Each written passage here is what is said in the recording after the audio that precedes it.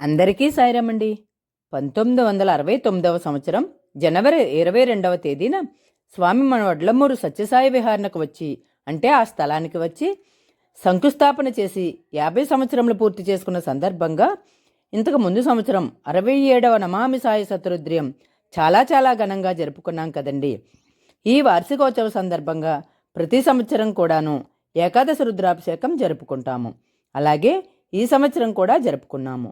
పంచామృతాలైన పాలు, పెరుగు, నెయ్యి, తేనె, పంచదార మరియు 6వ అభిషేకం పండ్లరసం, 7వ అభిషేకం ఆమ్లరసం అంటే ఉసిరి రసం, మరియు 8వ అభిషేకం అన్నాభిషేకం, మరియు 9వ అభిషేకం విభూతితో అభిషేకం, 10వ అభిషేకం హరిద్రా కుంకుమ అంటే పసుపు కుంకుమ మరియు గంధంతో అభిషేకం, మరియు ఆఖరుదైన అంటే 11వదైన ఏకాదశ అభిషేకం అన్ని రకాల పండ్ల ముక్కలతో చాలా ఘనంగా జరిగింది.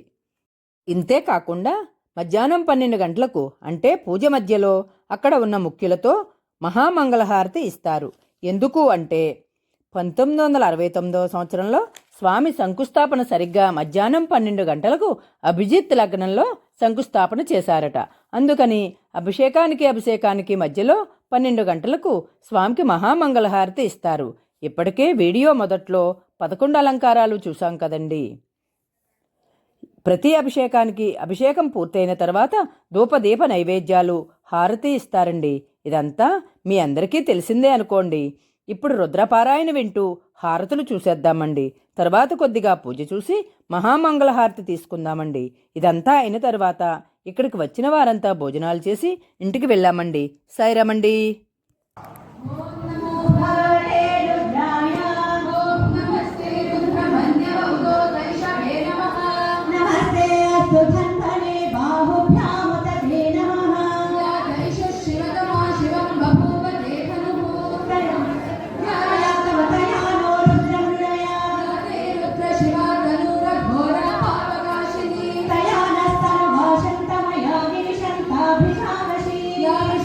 Shanta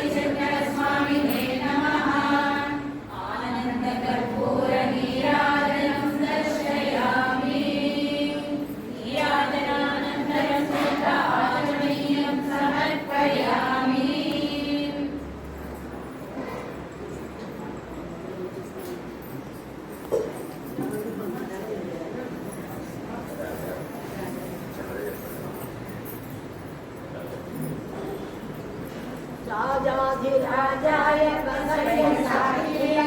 नमो